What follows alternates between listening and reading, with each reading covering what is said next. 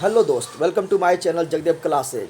जो अभी तक सब्सक्राइब नहीं किया है इस चैनल को सब्सक्राइब कर दो और लाइक भी कर दो और शेयर भी कर दो। चलो ठीक है, चलो देखते हैं। देखो आज हम देखेंगे साइंस जो 2020 में क्लास 10th में ये साइंस का है। ठीक है, साइंस में जो ऑब्जेक्टिव पूछा गया है 48 ऑब्जेक्टिव 2020 में पूछा गया था। ठीक है, 2021 में तो पूछा गया 80 को, उसमें 40 का जवाब देना था।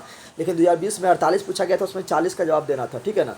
इस बार भी 2022 में भी डबल ऑब्जेक्टिव पूछा जाएगा क्योंकि लॉकडाउन रहा था। ठीक है, तो चलो स्टार्ट करते हैं। अभी तक जो चैनल को सब्सक्राइब नहीं करो सब्सक्राइब कर दो। और बता देना चाहते हैं, एक तो मेरा कॉमेडी वाला चैनल है जहां हम कॉमेडी भी करते हैं, मस्ती भी करते हैं। उसका नाम बता देते हैं, Jagdev JAGDEV, Jagdev blog VLOG blog. इसको यूट्यूब पर सर्च मार के सब्सक्राइब कर लेना। फोटो यही लगा हुआ है, जगदेव क्लासेज में जो फोटो मेरा है, चश्मा वाला हेडफोन वाला, वही फोटो उसमें भी है। तो तुम लोग जो अभी सब्सक्राइब नहीं किया वो चैनल भी जाकर सब्सक्राइब कर दो। देखो थोड़ा इंटरेस्टिंग भी हो जाएगा, पढ़ने के साथ इंटरटेनमेंट भी हो जाएगा। चलो करते हैं स्टार्ट।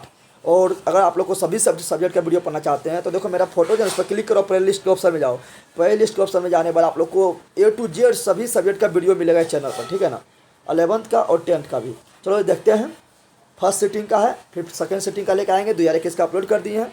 चलो स्टार्ट करते हैं। ये रहा आपके सामने 7 करोड़ का क्वेश्चन, जिसमें आप लोग को 7 करोड़ देना है। अगर आप लोग सही जवाब दे दीजिएगा तो हमको 7 करोड़ आप लोग को देना है। ठीक है ना।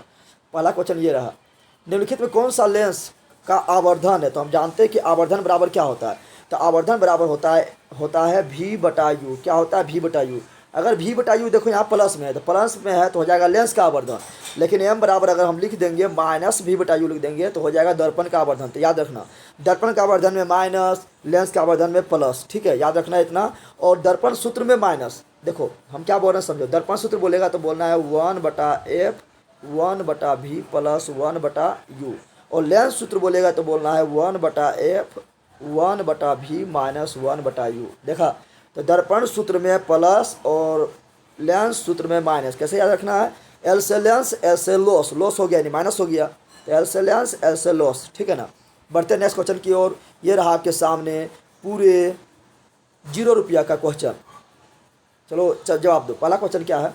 पहला क्वेश्चन है, निम्नलिखित में कौन सा नेत्र का रंगीन भाग होता है। तो हम जानते हैं कि आँख का रंग चाहे नीला हो या काला हो या हरा हो या पीला हो या ऐश्वर्या राय का जो आँख नीला है वो किसके कारण होता है? तो होता है परितारिका के कारण या भूरा हो। तो नीला हो, काला हो, भूरा हो, यह है परितारिका के कारण। ठीक है ना। तो इसका आंसर हो जाएगा परितारिका, जिसको बोलते हैं आइरिस। और यही क्या करता है, यही जो है नेत्र में जो पुतली है, पुतली जो बीच में काला ऐसा जो भाग है, बहुत छोटा ऐसा काला ऐसा भाग, उसको बोलते हैं पुतली।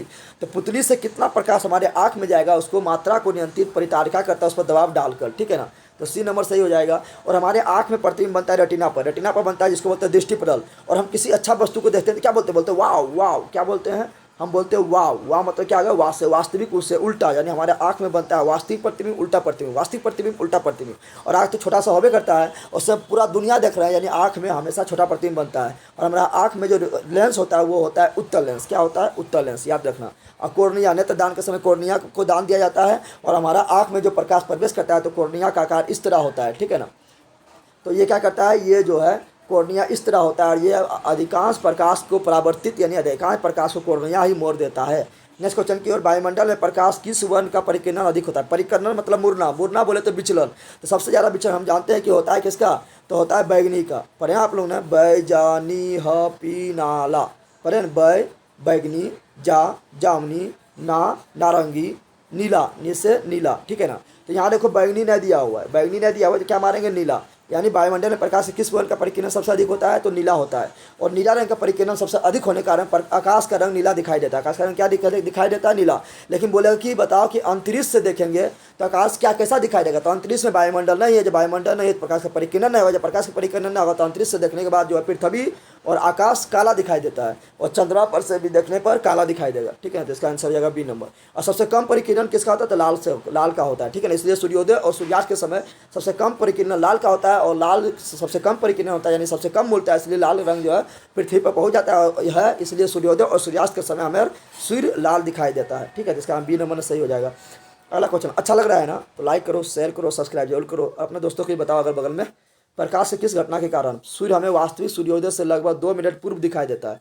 तो इसको बोले थे वायुमंडलीय अपवर्तन के कारण। किसके कारण? वायुमंडलीय अपवर्तन के कारण। और वायुमंडलीय अपवर्तन के कारण ही आकाश का रंग नीला दिखाई देता है। अपवर्तन नहीं बोलेंगे, परिकिरणन, वायुमंडलीय परिकिरणन के कारण। क्या बोलेंगे?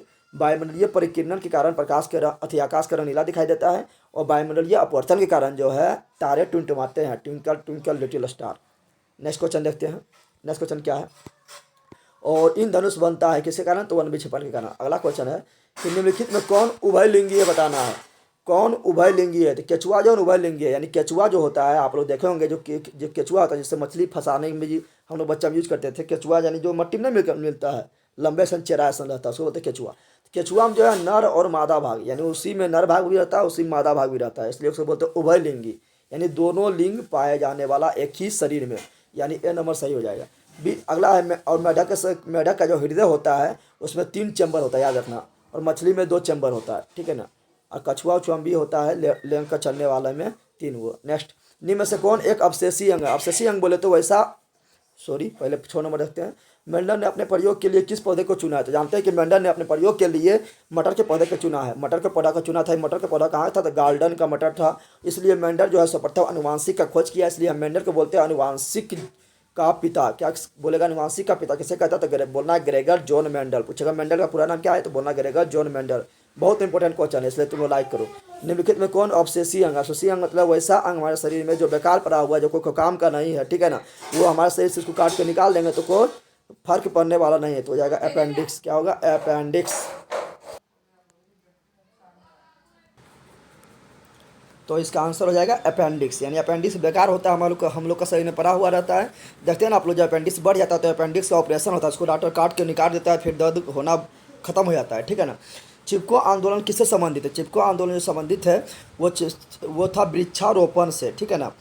किससे संबंधित था? वृक्षारोपण नहीं, वन संरक्षण से था। वन संरक्षण यानी वंश को बचाने के लिए। वहाँ पर क्या होता था? उत्तराखंड में 1973 ईस्वी में। पूछेगा चिपको आंदोलन का हुआ? तो 1973 ईस्वी में हुआ। कौन किया? तो इस क्वेश्चन काफ़ी इंपॉर्टेंट है। चिपको आंदोलन का नेता कौन था? चिपको आंदोलन का नेता कौन था? तो बोलना है सुंदर लाल बहुगुणा। क्या बोलना है? सुंदर लाल बहुगुणा। सुंदर लाल बहुगुणा उत्तराखंड में हुआ था, ठीक है ना। और वन को बचाने के लिए वहाँ पर क्या होता था? जो वो ठेकेदार था, वन को ठेका ले लिया था, जमींदार था, वो आता था वन को काटने के लिए। तो वहाँ के जो आदिवासी था वो सुंदर लाल बहुगुणा के नेतृत्व में पेड़ से चिपक जाता था और पेड़ को काटने नहीं देता था, तो वन संरक्षण से था, ठीक है ना। नेक्स्ट नंबर क्वेश्चन है क्वेश्चन नंबर 9। क्वेश्चन नंबर 9 ये रहा आपके सामने, आप लोग दीजिए जवाब और बन जाइए जीनियस। देखो नेक्स्ट क्वेश्चन क्या है? आधुनिक आवर्त नियम। क्या बोल रहा है? बोल रहा है कि आधुनिक आवर्त नियम के अनुसार तत्वों के गुणधर्म निम्नलिखित में से किसके अनुसार? तो आधुनिक आवर्त सारणी पूछ रहा है, जो हम अभी पीरियोडिक टेबल देखते हैं ना, उसके बारे में पूछ रहा है। तो आधुनिक आवर्त सारणी जो है परमाणु संख्या के अनुसार, जिसका खोज मोसले ने किया। किसने किया था? मोसले ने। लेकिन पूछेगा बताओ कि मेंडलीव का, किसका? मेंडल का नहीं बोल रहा है, मेंडलीव का आवर्त सारणी किस पर आधारित है? ये क्वेश्चन काफ़ी इंपॉर्टेंट है। तो मेंडलीव का पूछेगा तो परमाणु द्रव्यमान पर आधारित है, लेकिन आधुनिक आवर्त सारणी पूछेगा तो परमाणु संख्या पर आधारित है, ठीक है ना। नेक्स्ट क्वेश्चन है ये रहा आपके सामने। अब पूछेगा बता पीरियोडिक टेबल में कितना वर्ग है? तो 18 गो वर्ग, याद रखना काफ़ी इंपॉर्टेंट है। 18 गो वर्ग है, जो खड़ा लाइन है उसको वर्ग बोलते हैं, और 7 गो आवर्त, जो सोया हुआ लाइन है उसको आवर्त बोलते हैं, 7 गो आवर्त है, ठीक है ना। नेक्स्ट क्वेश्चन रहा ये आपके सामने। आधुनिक आवर्त सारणी के 36 कतार, 36 मतलब होता है सोया हुआ, 36 मतलब सोया हुआ, कतार कितना है? तो 36 कतार जो है वो कितना है? 7 है, उसको क्या बोलते हैं? आवर्त। क्या बोलते हैं? आवर्त, यानी ए नंबर सही हो जाएगा। लेकिन यही वर्ग बोलता है या समूह बोलता है या ग्रुप बोलता है तो 18 होता है। कितना होता है? 18, यानी बी नंबर सही होता है, लेकिन इसका ए सही हो गया। अगला क्वेश्चन है कि लोहे का फ्राइंग पैन को जंग से बचाने के लिए निम्नलिखित कौन सा विधि उपयुक्त है? तो यहाँ लोहे का जो फ्राइंग पैन होता है उसको जंग से बचाने के लिए सबसे उपयुक्त विधि है जिंक की परत चढ़ाना। जिंक का परत चढ़ा दो, जिसको बोलते हैं गैल्वेनाइजेशन। पूछा कि गैल्वेनाइजेशन या जस्तीकरण किसे कहते हैं? तो सिंपल तुम लोग को बोलना है कि किसी धातु पर जस्ता का परत चढ़ा देना, जिंक का परत चढ़ा देना, जस्तीकरण कहलाते हैं, इंग्लिश में गैल्वेनाइजेशन कहलाते हैं, यानी सी नंबर सही हो जाएगा, ठीक है ना। अगला क्वेश्चन है मेरा क्वेश्चन नंबर 12। नेक्स्ट रहा ये आपके सामने, और क्वेश्चन का जवाब दीजिए और जीत जाइए कुछ रुपया। निम्नलिखित में किस धातु को चाकू से आसानी से काटा जा सकता है? तो हम जानते हैं कि सोडियम जो है एक मुलायम धातु है, और सोडियम को हम जो है केरोसिन तेल में रखते हैं, पानी में नहीं रखते हैं। पानी में रखेंगे तो सोडियम जल जाएगा। तो पूछेगा कौन सा धातु जिसे पानी में रखने पर जलता है? तो सोडियम हो जाएगा, इसलिए सोडियम को हम रखते हैं केरोसिन तेल में, और केरोसिन तेल में इसको रखते हैं, और ये काफ़ी मुलायम है, चाकू काटने पर कट जाएगा जिस तरह केक करता है, ठीक है ना, यानी बी नंबर सही हो जाएगा, ठीक है ना। लेकिन यही पूछता है कौन सा धातु जिसको पानी में रखा जाता है? तो बोलना है फास्फोरस, क्योंकि फास्फोरस को हवा में खुला छोड़ देंगे उसमें आग लग जाएगा। तो पानी में रखा जाता है फास्फोरस को, और केरोसिन तेल में रखा जाता है सोडियम को। आयोडीन की कमी से कौन सा रोग होता है? तो हम जानते हैं कि आयोडीन की कमी से होता है घेंगा रोग। क्या रोग होता है? घेंगा रोग होता है। जो गला में नहीं रहता कि कोई व्यक्ति का आप लोग देखे होंगे गला में जितना मांस निकल जाता है वही होता है घेंगा रोग। और घेंगा रोग होता है आयोडीन की कमी से। घेंगा रोग को इंग्लिश में बोलते हैं ग्वाइटर। क्या बोलते हैं? तो पूछेगा ग्वाइटर रोग किससे कमी से होता है? तो घेंगा रोग ही बोलना है। इसी को बोलते हैं गलगंड, यानी गला में होता है इसको बोलते हैं गलगंड। तो गलगंड रोग किससे कमी से होता है? तो आयोडीन की कमी से होता है, ठीक है ना। और ये कहाँ से और इससे कंट्रोल करने वाला जो हार्मोन निकलता है कहाँ निकलता है? थायराइड ग्रंथि से। कहाँ निकलता है? थायराइड ग्रंथि से।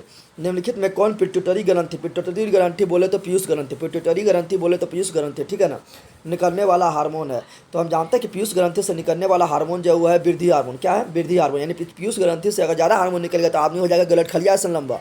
अगर कम में हार्मोन निकल गया तो हो जाएगा बौना, ठीक है ना, यानी ए नंबर सही है, ठीक है ना।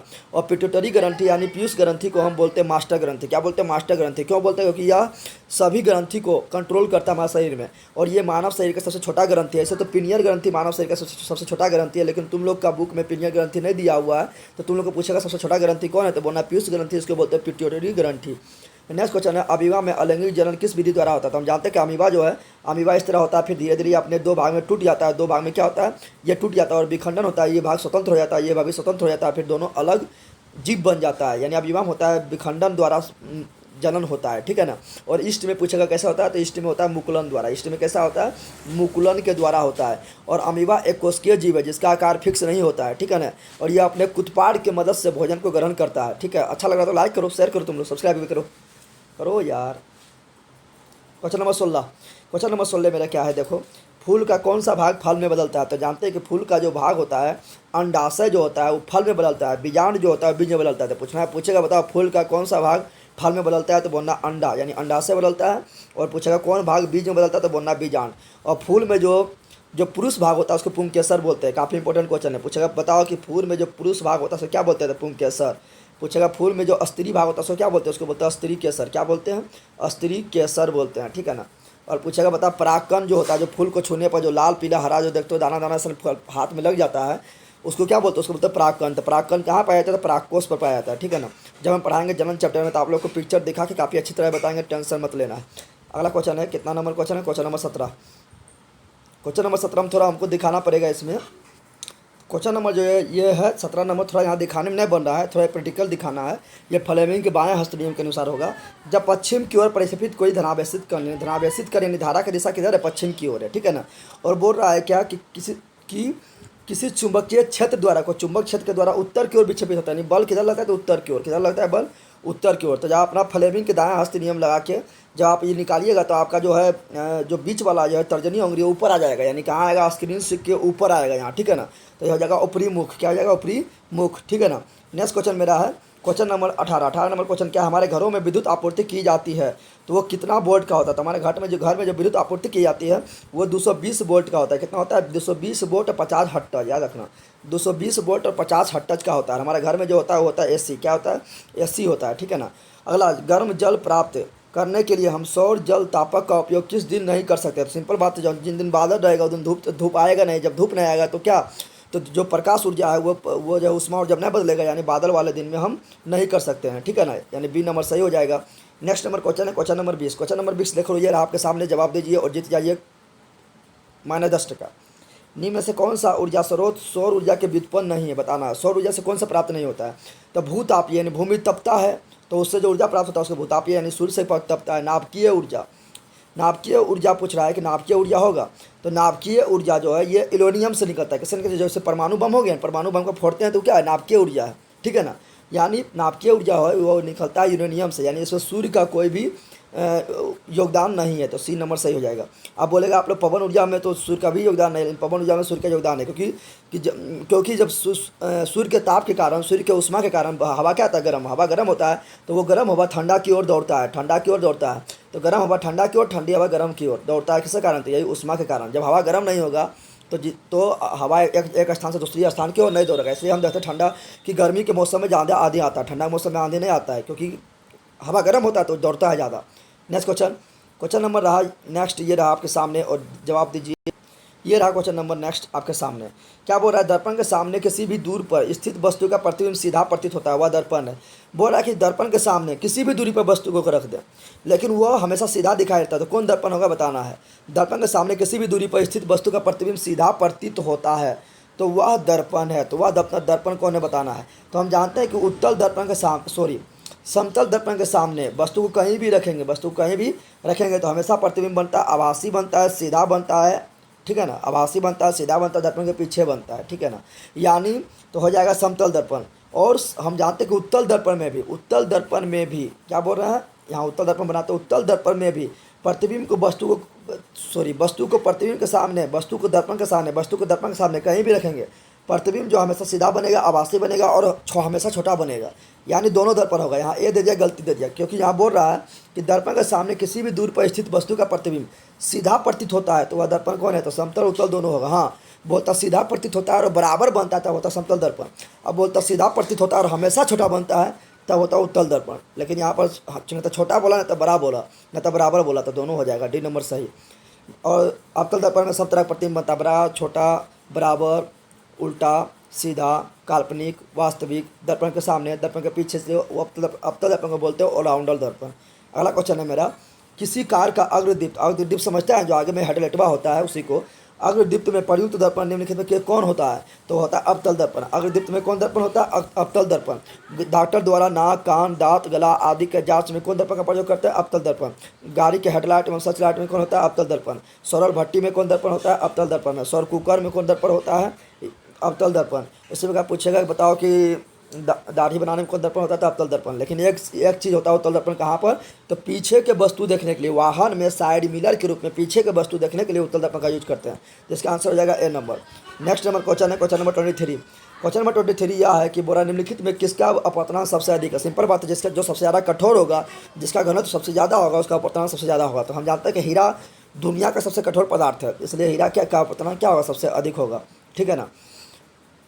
अगला है, निम्नलिखित में किस लेंस का अभिसारी लेंस कहता है। अभिसारी लेंस उसको कहते हैं, वैसा लेंस को हम अभिसारी लेंस कहेंगे जो किरणों को एक बिंदु पर मिलाने के काम करेंगे। यानी समांतर आते किरण को एक बिंदु पर मिलाने का काम करते हैं, उसको बोलते हैं अभिसारी लेंस। तो उत्तल लेंस एक बिंदु को मिलाने का काम करता है, इसलिए उत्तल लेंस को बोलते हैं अभिसारी लेंस। तो इसका आंसर हो जाएगा ए नंबर। यही पूछता कि बताओ कौन सा लेंस है जिसको हम अपसारी यानी किरण को फैलाने वाला कहते हैं, तो हो जाता है अवतल लेंस। और दर्पण में बोलता तो दर्पण में किरण को कौन फैलाता है, दर्पण में किरण को फैलाता है उत्तल दर्पण। तो दर्पण में अपसारी दर्पण हो जाता है उत्तल दर्पण और अभिसारी दर्पण होता है अवतल दर्पण। नेक्स्ट क्वेश्चन, निम्नलिखित में कौन गैस चूने के पानी को दूरिया कर देता है। हम जानते हैं कि चूने के पानी में CO2 गैस प्रवाहित करने पर चूने के पानी दूध जैसा हो जाता है, सी नंबर सही हो जाता है। नेक्स्ट नंबर क्वेश्चन है कि टार्टेरिक अम्ल निम्नलिखित में किससे में पाया जाता है। सिंपल बात है, टार्टेरिक अम्ल किससे पाया जाता है, इमली में पाया जाता है, सब लोग जानता है। टार्टेरिक अम्ल किससे पाया जाता है, इमली में, ठीक है ना। नेक्स्ट क्वेश्चन देखते हैं, पूछेगा टमाटर में कौन पाया था, टमाटर में पाया था ऑक्जेलिकम। टमाटर में पूछेगा तो क्या बोलना है, ऑक्जेलिकम, ठीक है ना। और संतरा इकट्ठा फल में सिट्रिक अम्ल पाया जाता है। और सिरका में कौन सा अम्ल, एसिटिक अम्ल, ठीक है ना। इमली में टार्टेरिक अम्ल, चाय में टैनिक अम्ल, दूध में लैक्टिक अम्ल, याद रखना है, ठीक है ना।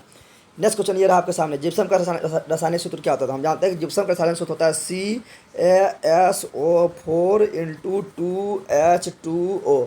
ये होता है जिप्सम का रासायनिक सूत्र। हम जानते हैं कि जिप्सम को जब सावधानी पूर्वक 120 डिग्री सेल्सियस पर गर्म करते हैं तो प्लास्टर ऑफ पेरिस बनता है। और प्लास्टर ऑफ पेरिस का सूत्र क्या होता है, तो होता है CaSO4 × 12H2O।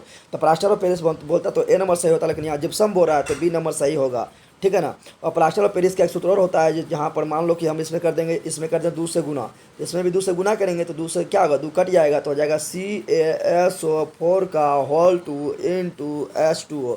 तो ये भी सही हो जाएगा, ये भी सही हो जाएगा, ठीक है ना। Next number question number 28। Question number 28 क्या बोल रहा है, क्वेश्चन नंबर 28 बोल रहा है कि जिंक तथा सल्फ्यूरिक अम्ल के बीच अभिक्रिया से, तो देखो जिंक और सल्फ्यूरिक अम्ल के बीच अभिक्रिया कराएंगे तो जिंक क्या है, धातु है, सल्फ्यूरिक अम्ल क्या है, सल्फ्यूरिक अम्ल जो है ये अम्ल है। तो जानते हैं कि धातु जब अम्ल से अभिक्रिया करता है तो हाइड्रोजन गैस देता है। क्या कौन सा गैस देता है, हाइड्रोजन गैस।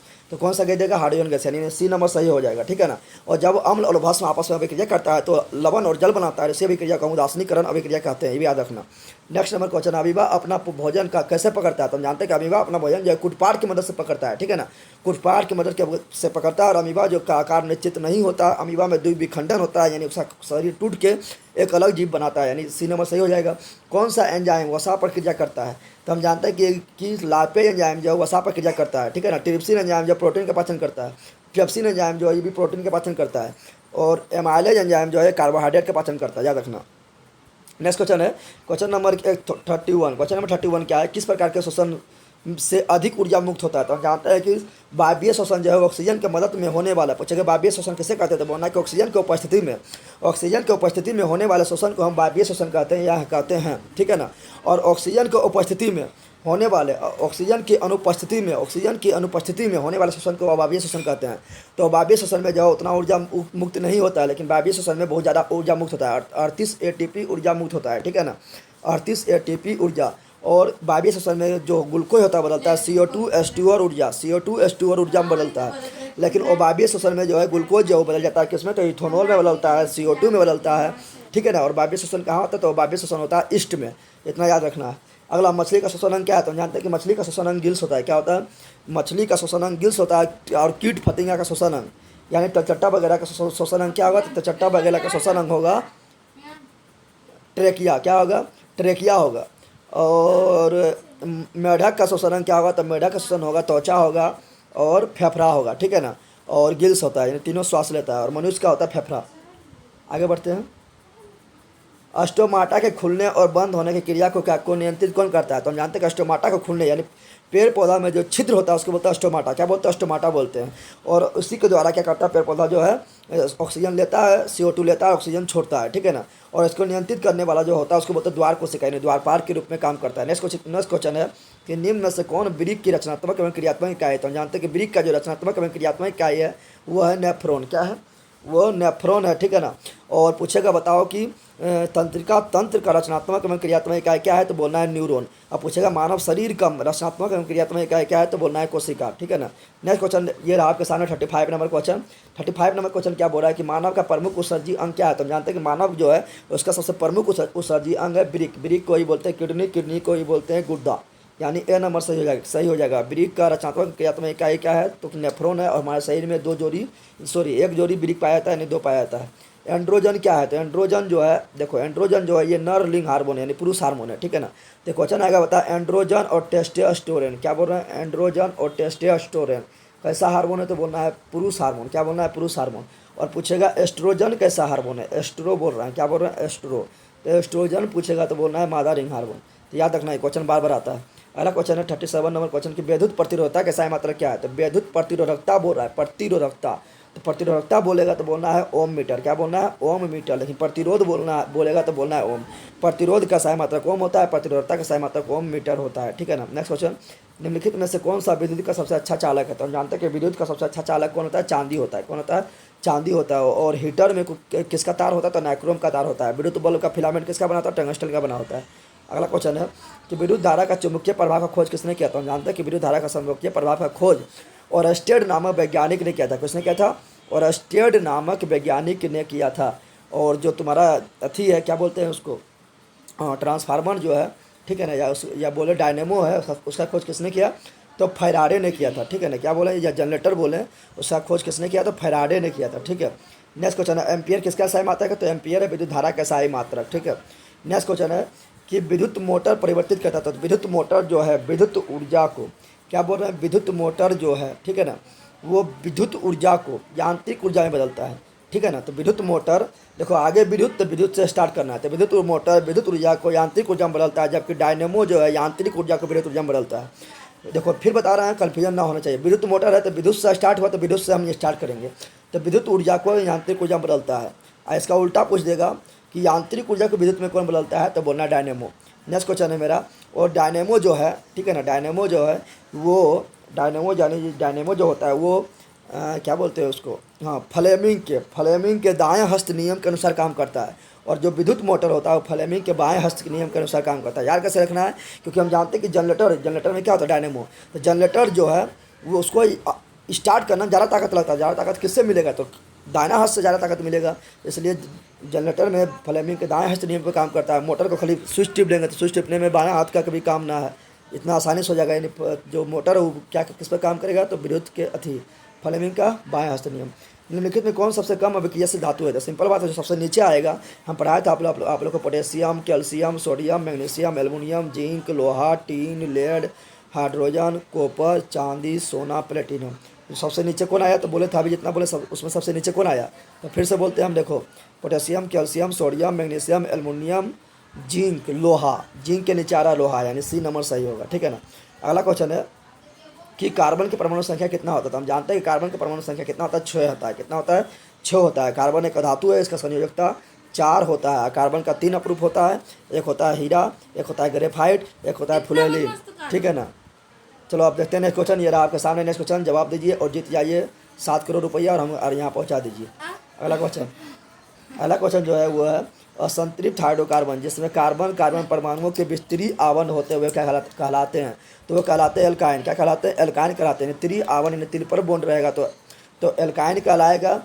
सिंगल बॉन्ड रहेगा तो एल्केन कहलाएगा। डबल बॉन्ड रहेगा तो एल्किन कहलाएगा। एल्काइन का सूत्र होता है CnH2n। एल्किन का सूत्र होता है एल्केन का सूत्र होता है वो होता है एल्केन का हम फिर लिख रहे हैं। एल्केन का होता है CnH2n+2। एल्किन का होता है CnH2n और एल्काइन का होता है CnH2n-2। अगला क्वेश्चन है एथेनॉल के क्रियाशील मूलक क्या है। एथेनॉल लास्ट में आ रहा ओल, तो लास्ट में ओल आता तो हम समझ जाते हैं कि अल्कोहल है यानी OH है। तो हो जाएगा OH और CHO जो है एल्डिहाइड है, CO जो है कीटोन है और COOH जो है कार्बोक्सिलिक अम्ल है। अगला क्वेश्चन है क्वेश्चन नंबर 45। क्वेश्चन नंबर 45 क्या बोल रहा है, ये बोल रहा है कि जब किसी अभिक्रिया के समय किसी पदार्थ में ऑक्सीजन की वृद्धि होती है। तो देखो ऑक्सीजन वृद्धि हो रहा है यानी ऑक्सीजन जुट रहा है, तो हम जानते हैं कि ऑक्सीजन का जुटना ऑक्सीकरण कहलाता है। ऑक्सीजन का जुटना ऑक्सीकरण कहलाता है। ऑक्सीजन का टूटना अवकरण कहलाता है। ऑक्सीकरण को हम उपचयन बोलते हैं और अवकरण को अपचयन बोलते हैं। तो ऑक्सीजन का जुटना ऑक्सीकरण कहलाता है, ऑक्सीकरण को हम उपचयन बोलते हैं, यानी ये नंबर सही हो जाएगा, ठीक है ना। नेक्स्ट क्वेश्चन, अम्ल का pH मान होता है। तो अम्ल का pH मान 7 से कम होता है, तो हो जाएगा 7 से कम। और 7 से अधिक होगा भस्म यानी क्षार का, और 7 होगा उदासीन, और 14 जो है 7 से अधिक है यानी भस्म होगा। नेक्स्ट क्वेश्चन है कि 47 नंबर क्वेश्चन क्या बोल रहा है, ये रहा आपके सामने। क्वेश्चन का जवाब दो और जो पैसा जीतिएगा यहाँ पहुँचा देना। धोने का सोडा का आणविक सूत्र क्या है। तो धोने का सोडा का आणविक सूत्र होता है Na2CO3 और जल के 10 अणु यानी C नंबर सही हो जाएगा, ठीक है ना। और Na2CO3 ये है, ये भी धोने का सोडा है लेकिन इसमें जल का अणु हटा दिए। और Na2CO3 × 2H2O, यहाँ ध्यान दो, ये दोनों के जल का 2H2 और 5H2 अणु होता ही ना है, तो हटाओ।